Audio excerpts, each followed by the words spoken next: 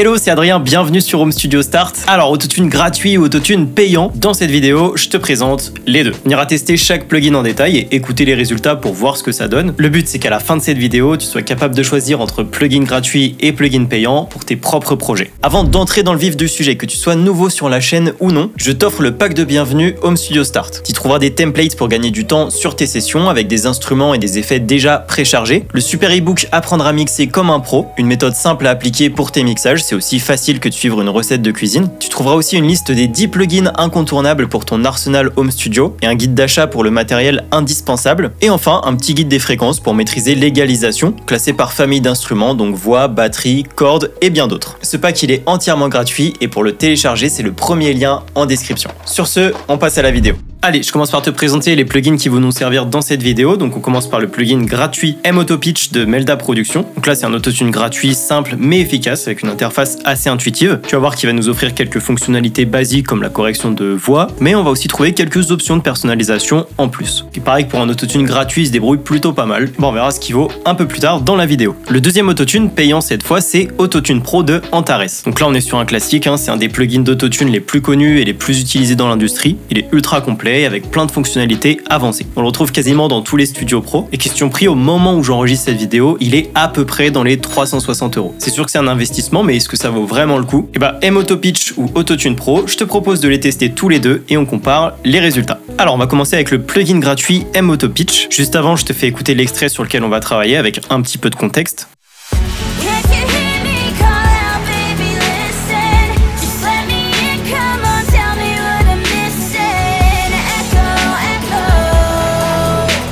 Maintenant, je te fais écouter la voix en solo qu'on va traiter. Je vais retirer tous les effets, comme ça, ce sera un petit peu plus simple et on va se concentrer sur la performance vocale.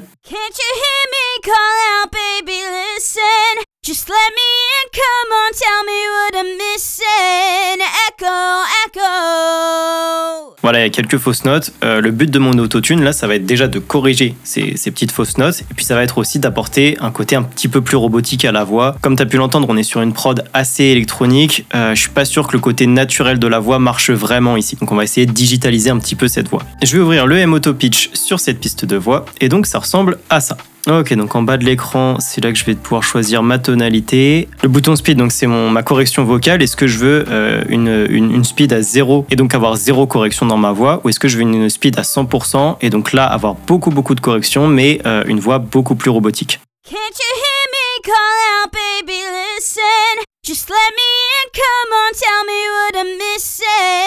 Et donc là, elle ne sonne pas robotique parce que je n'ai pas de depth dans la voix. Plus je vais augmenter le bouton et plus c'est là que l'effet robotique va arriver.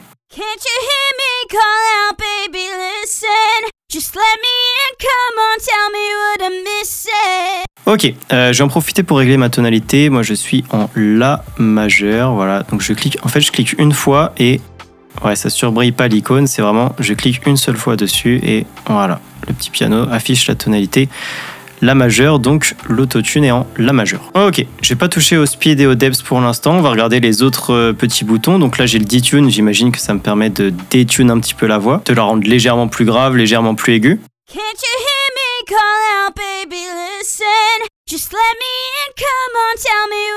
Ok, si je double-clique, ok, je vais le laisser à 0. Ok, dry wet, je vais pas y toucher, je veux 100% wet. Keep formant, oui, je vais garder 100% des formants.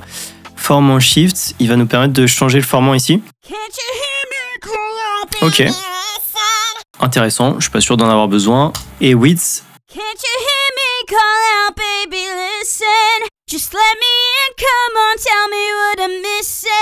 Alors ça, j'entends pas trop de différence. Alors il y a un petit point d'interrogation. Width, define pitch. Ok, c'est censé faire sonner la voix plus large, plus stéréo. J'entends pas trop la diff.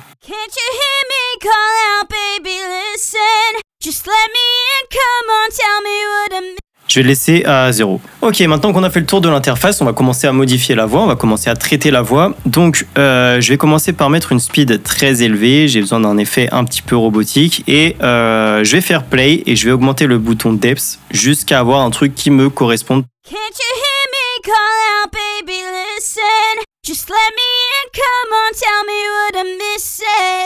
Ouais, j'aime bien, je trouve qu'on peut aller vraiment d'une correction assez naturelle.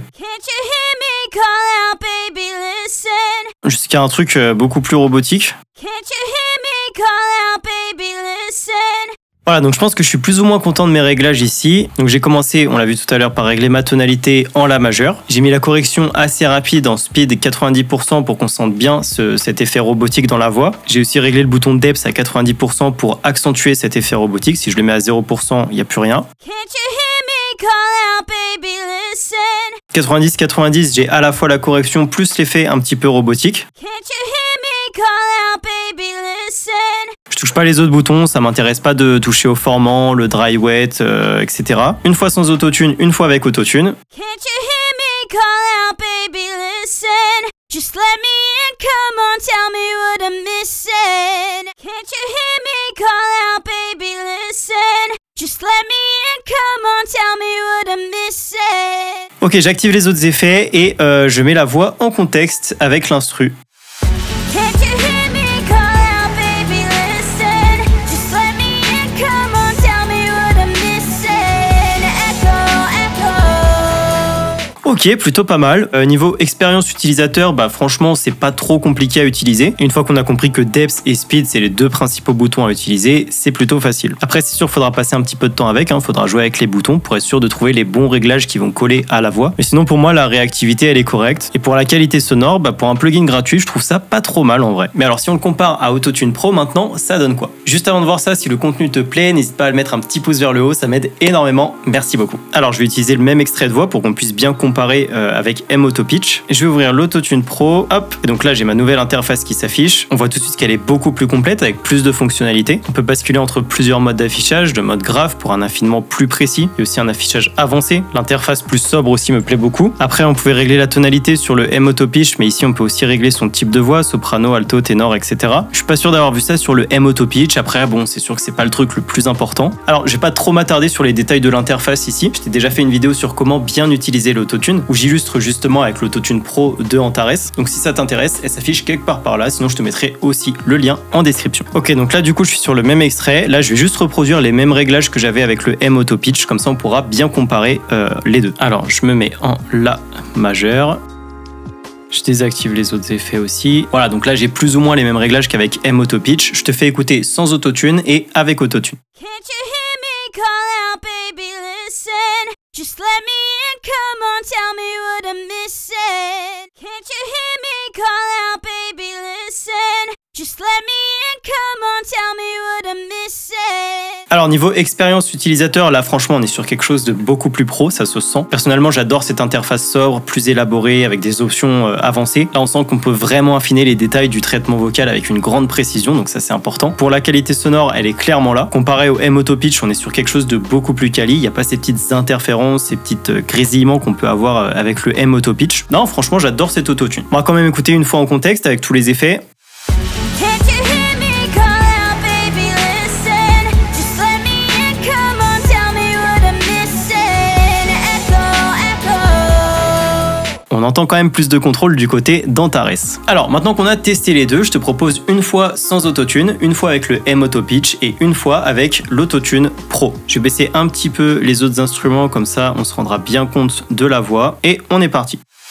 Can't you hear me call out, baby, listen. Just let me in, come on, tell me what I'm missing. Can't you hear me call out, baby, listen. Just let me in, come on, tell me what I'm missing.